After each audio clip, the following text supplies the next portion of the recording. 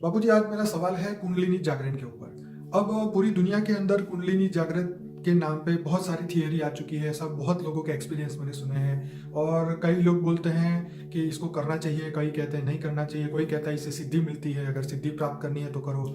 और बहुत सारी ऐसी बातें जो हैं, मतलब एक नॉर्मल इंसान जो स्पिरिचुअलिटी से अभी अभी जुड़ा है और इसकी वो खोज कर रहा है कि सत्य क्या है, क्योंकि इसमें बहुत सारे कंसेप्ट है। जितने जितने साधु संतों की आप अगर ये सुनेंगे कुंडलिनी जागरण का रिव्यू, तो बहुत सबके अपने अपने अलग तरीके से होते हैं और वो कहते हैं सिर्फ गुरु से ही सीखना चाहिए। तो मैं आपसे ये जानना चाहता हूँ, क्या कुंडलिनी जागृत करना जरूरी है आपके हिसाब से? देखो, जिनको केवल अध्यात्म पकड़ना है जी। तो गीता ज्ञान पकड़ना चाहिए। गीता सर्वशास्त्र शिरोमणि है ना, बिल्कुल। सर्वशास्त्र शिरोमणि है। और गीता का ज्ञान किसने दिया?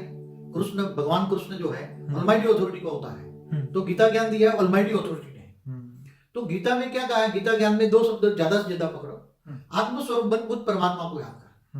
अब कुंडली में जो आत्मा की जो स्टेज उन्होंने बताई कि 8वां आज्ञा चक्र, ठीक है। मैं कुंडली से भी थोड़ा बात करूंगा कि 8वां आज्ञा चक्र जगाओ। उससे पहले नीचे 7 चक्र है।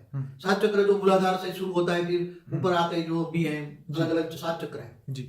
अब मूलाधार चक्र में जो सारे शक्तियां पड़ी है, ऐसा कहते हैं शक्तियों को ऊर्ध्वगामी बनाओ और ऊपर ले जाओ, और ऐसी ऊर्ध्वगामी बनाकर ऊपर शक्तियों को ले जाओ। तो मूलाधार चक्र में जो बातें बताते हैं कि काम, क्रोध, लोभ, मोह पर पड़ा हुआ है सब। मैं बाबूजी शॉर्ट में कुछ बताना चाहता हूँ कि मूलाधार के अंदर जो हमारे कार्मिक जो चक्र जो पड़े हुए हैं, उनको वो जो नेगेटिव शक्तियाँ बोलते हैं, उनको धीरे धीरे धीरे करके अपना ध्यान लगा के उस शक्तियों को जो है अलग अलग चक्रों में से ट्रांसफर करते करते वो ऊपर लेके जाते हैं।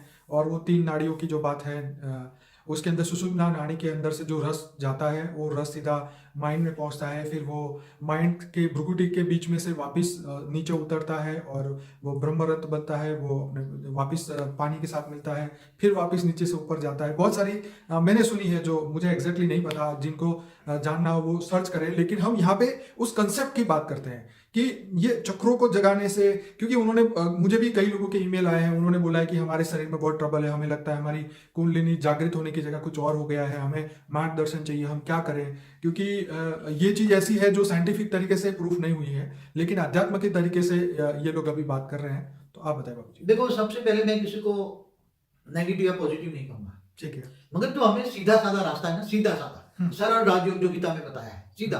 तो मतलब कुंडलिनी जागृत करने की जरूरत नहीं? जरूरत ही नहीं है कुंडलिनी। अब एक बात बताऊं, एक जो इंटेलिजेंट लोगों के लिए सोचने की बात है। ठीक है। आत्मा है ना, शरीर को चलाता है ना। ठीक है। हाँ, बिल्कुल। आत्मा शरीर को चलाता है कि कुंडलिनी शरीर को चलाता है?